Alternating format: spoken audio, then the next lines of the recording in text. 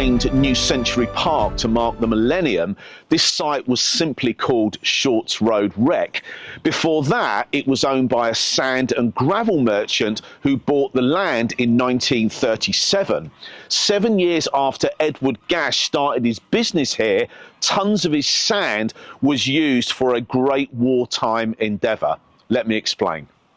It's a story of how the most brilliant minds came together to solve a mammoth problem at a time when Europe was being ravaged by war. 150,000 men had already been landed on the beaches of Normandy on D-Day, but now the Allies had to grapple with an even bigger problem. How do you ship food, medicine, equipment, vehicles and reinforcements to a vast army in the middle of a war zone without a harbour? The answer was summed up in one sentence. If we don't have the harbours, we will simply have to build them and take them with us.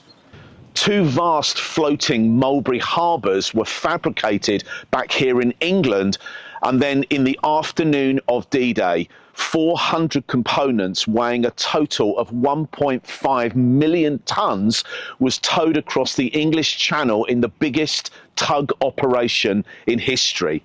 It was then bolted together on site in 10 days. Simple.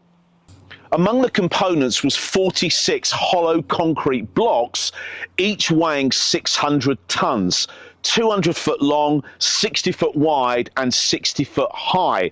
Over 1 million tonnes of concrete was needed to make them, and loads of the sand that was mixed to make that concrete came from Edward Gash's site here on Shorts Road. Everyone breathed a sigh of relief when the first ship docked at Mulberry Harbour A on Omaha Beach. 10 days, 10 hours and 10 minutes after the first ramps fell on the landing craft, heralding the assault wave on D-Day.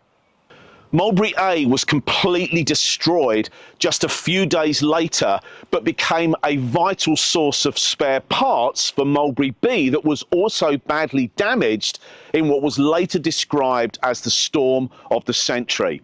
But in the months that followed, 2.5 million men, 500,000 vehicles and 4 million tonnes of supplies would pass over Mulberry A's floating roadways at Arromarsh in the months after D-Day.